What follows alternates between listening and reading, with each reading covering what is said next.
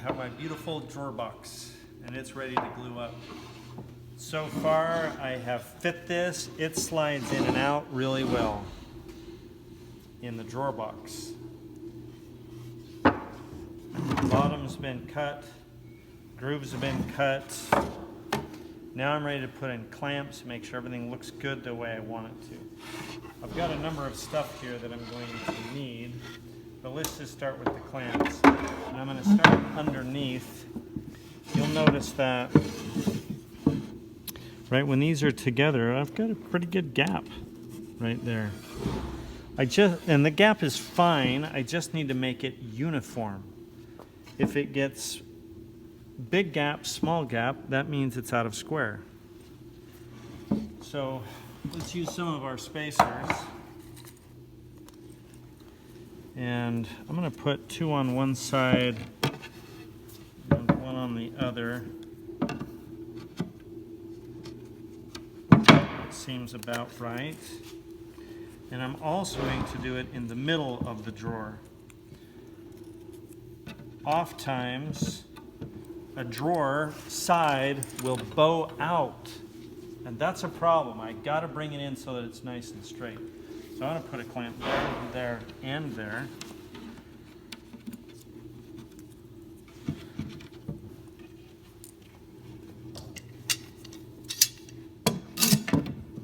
Now check the way I put this pad. I put it right on that tail so that it goes over the socket and the tail and flushes them up. Good.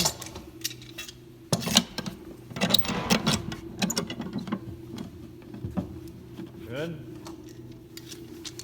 Same thing right over the tail and the socket. And that brings it into alignment. So I feel some pressure here, that's snug. They're flush there. And I've got this nice even reveal on the back. That's telling me it's square. I don't think I need any spacers on this end. It looks pretty tight. However, I do have some gaps. Like right there. That one's not too bad. That one's a little bit more. Put clamps wherever you need it. Pull it together.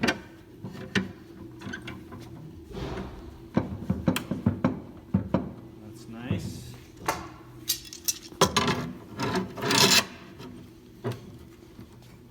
And that's nice. Now I've got no gappies and square. Flip it over.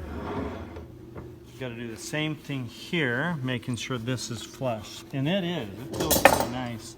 So I don't know that I'm going to need one right there because it's already quite flush. On that side, it's a little bit proud. So let's put a clamp on it. And then I've got to get rid of those gaps. Put it this way. Yeah, that's nice.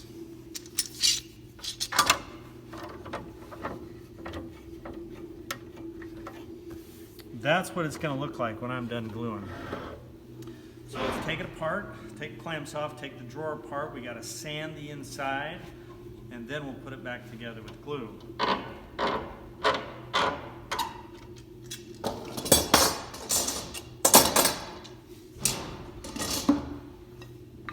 As you take this apart,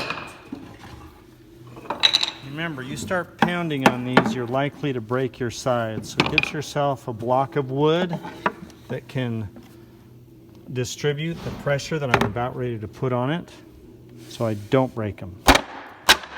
That's all it takes. Nice.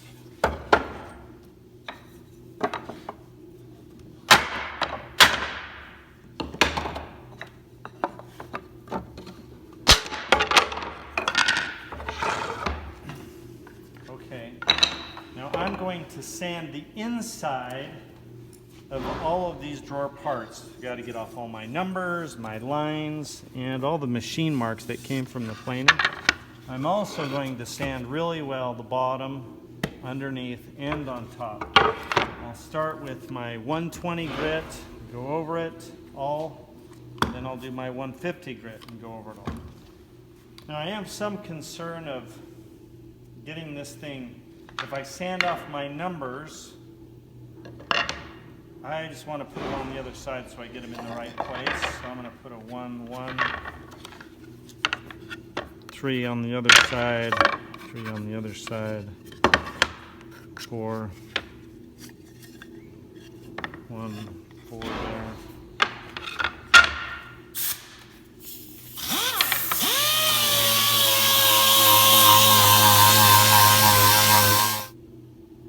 I've sanded everything with orbital sander, 120 grit first, and then 150 grit second. So it's all very clean. And this is the way it's laid out, right? It's going to come together. These are just going to fold up onto my side. Now let's talk about glues for a second. You can use either hide glue or yellow glue, either one. They both work. Hide glue gives you more time, working time, but it also takes longer to set up. It takes about an hour. You need it in clamps for about an hour before you can take the clamps off. Yellow glue, you have much less time to work, about 10 minutes and that's it, but you can take off clamps after 15 minutes. So I'm going to choose to use brown glue, and I put a bunch on this scrap paper so I can use a brush.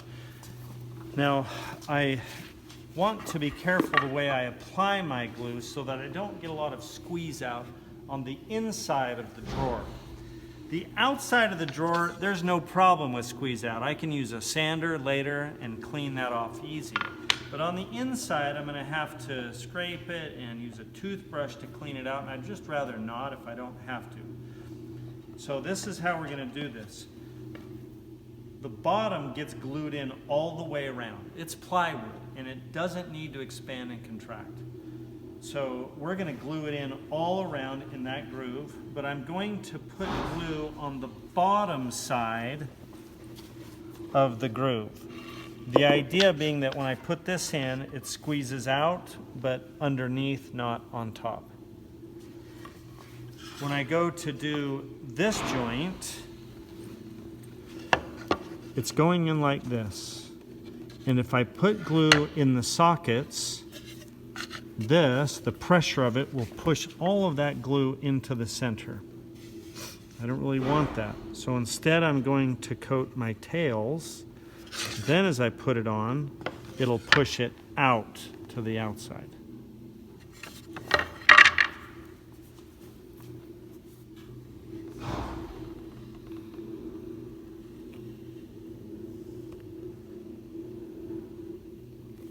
Excellent.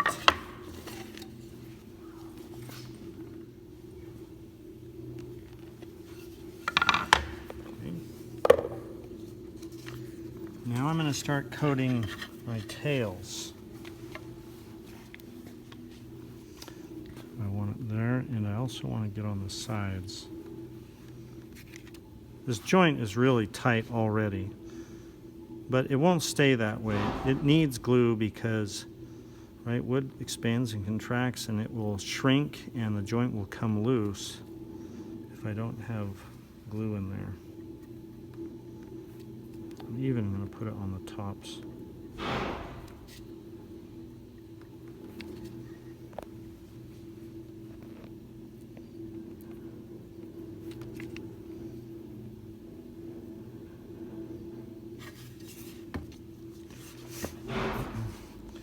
If I'm working with a partner, this is quite fast. But even if I'm not alone like I am now, this brown glue gives me enough time to do all this. If you're doing a large drawer, like 12 inches wide, right, 3 times this size, I would definitely use brown glue.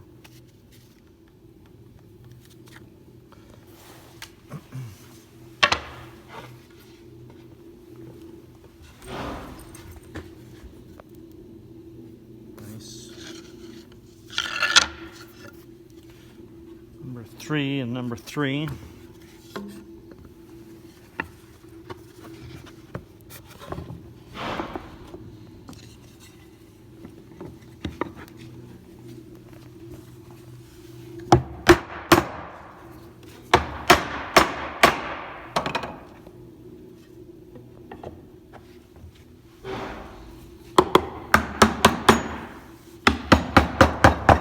dovetail is such a pretty joint.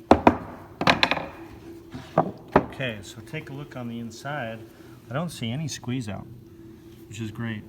If you do have a little bit of squeeze out, no worries, just let it gel and then come in with a 12-inch ruler and pull it out of there. So I do have squeeze out on my joints, and I don't see any underneath, so we're okay. Now let's go through that process we did before.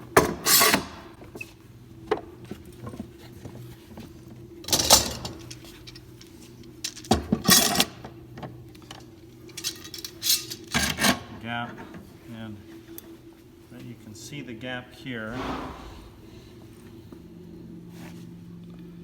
and gaps, and finally tight down here. So let's see if we can't pull that in, and there it goes. Excellent. That's a great glue up. Make sure I put my name on this. On the front would be a good place.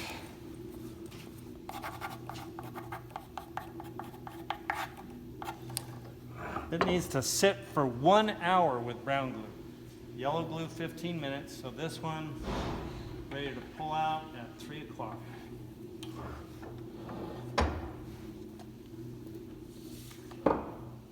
Now to clean up my mess.